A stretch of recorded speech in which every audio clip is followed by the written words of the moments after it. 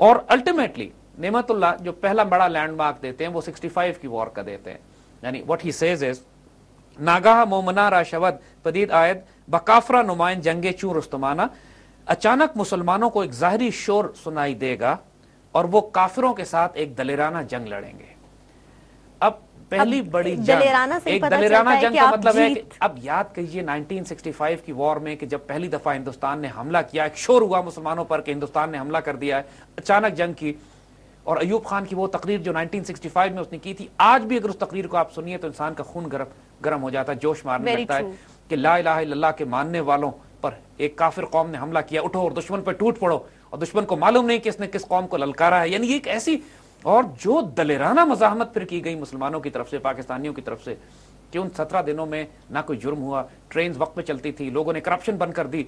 تو جیل کے قیدیوں نے بھی, قاتلوں ڈاکو نے بھی اپنا خون دینے کی کوشش کی کہ مجاہدوں کے لیے خون اپنا دیں گے. ایک اسپرٹ ریوائیو ہو گئی, ایک ایسی روحانی ڈائمنشن, پوری قوم اکٹھی ہوتی ہے اس مزاحمت کو کرنے کے لیے.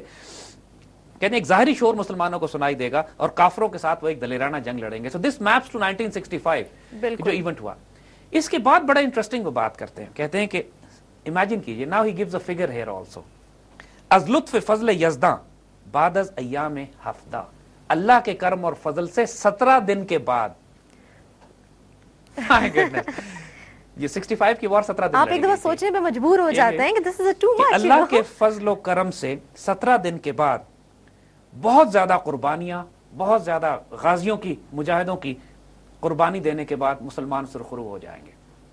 دیکھیے ہندوستان کا آبجیکٹو یہ تھا کہ پاکستان پر, لاہور پر قبضہ کر لیا جائے. بالکل. جب دشمن اپنا یہ آبجیکٹو اچیو نہیں کر سکا اور ایک سرپرائز اٹیک اس کا مسلمان روکنے میں کامیاب ہو گئے, اس بات کے باوجود کہ ہم بے خبری میں پکڑے گئے تھے, تو یہ دشمن کی ناکامی اور ہمارے لیے یہی کامیابی کافی ہے. ہم نے کوئی دہلی کیپچر کرنے کا پروگرام تو کبھی بھی نہیں بنایا تھا, انہوں نے لاہور کیپچر پروگرام بنایا تھا جس میں وہ فیل ہوئے. تو جب وہ ناکام ہوئے اپنے اس کاروائی میں, تو بڑی قربانیوں کے بعد 17 دن کی لڑائی کے بعد مسلمان سرخرو ہو چکے ہوں گے, ہو سکیں گے. اور اس کے بعد ایک بڑا حیرت انگیز واقعہ ہوتا ہے کہ جب سیز فائر ہونے لگتا ہے, یعنی اس سے ایک اور شعر وہ کہتے ہیں کہ کیونکہ ظاہر ہے جب ہندوستان نے حملہ کیا تو اتنی سخت بے چینی اور بے قراری مسلمانوں میں پھیل گئی, بی بی سی نے خبر چلا دی کہ لاہور فال ہو گیا ہے. امیجن کریں پوری دنیا کے مسلمان روئے اس کے اوپر کہ لاہور, یعنی اس ایسے موقع پہ رومر سپریڈ, اور BBC was siding with the Indians in this. پورے دنیا کے لوگوں نے, مسلمانوں نے دکھ منایا, روئے. تو نعمت اللہ کہتے ہیں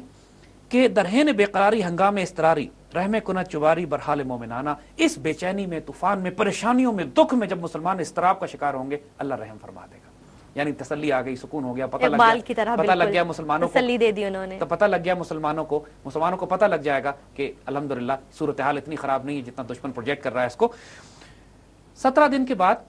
ایک پیس ڈیل ہو جاتی ہے, یعنی ایک سیز فائر ہوتا ہے. لیکن اس کو پرماننٹ سیز فائر کرنے کے لیے, پیس ڈیل کرنے کے لیے ایوب خان اور شاستری, انڈیا کا پرائم منسٹر شاستری لال بہادر, ان کو تاشقند انوائٹ کرتے ہیں روسی, اور روس وہاں پہ ایک ڈیل ہوتی ہے جس کے تحت تاشقند کا معاہدہ طے پاتا ہے. اس معاہدے میں کیونکہ ہندوستان بالکل توقع نہیں کر رہا تھا کہ پاکستانی اس پیس ڈیل پر سائن کر دیں گے, ایوب خان کو منع کیا تھا اس وقت کے بزرگوں نے, اس وقت کے جو اللہ کے بندے ہیں جن کو اللہ تعالیٰ نے اسپرچل ویژن بھی دیا تھا, جو پولیٹیکل اینالسٹ بھی تھے, سب نے منع کیا. قدرت اللہ شہاب نے یہ پورا واقعہ شہاب نامہ میں لکھا ہے کہ منع کیا گیا ایوب خان کو کہ جا کے پیس ڈیل سائن مت کیجیے گا, کیونکہ انڈیا اس وقت تکلیف میں ہے, انڈیا مصیبتوں کا شکار ہے, وہ انڈر پریشر ہیں, وہ ایکسپیکٹ نہیں کر رہے تھے کہ انڈین ایئر فورس کو تباہ برباد کر دیا گیا تھا, they could not achieve their objective, بازی ان کے اوپر پلٹ گئی تھی, تو پیس ڈیل نہیں کیجیے گا. لیکن وہاں جا کر ایوب خان نے پیس ڈیل سائن کر دی. اس وقت اس کے پرائم منسٹر ذوالفقار علی بھٹو تھے, اور ان کے ظاہر فورن منسٹر وہ ذوالفقار علی بھٹو, تو ان کے کہنے کے اوپر یہ سارا سلسلہ ہو گیا. اور لال بہادر شاستری خوشی کے مارے, مطلب ہی کوڈ ناٹ بلیو کہ پاکستانی ایک جیتی ہوئی بازی اس طریقے سے ان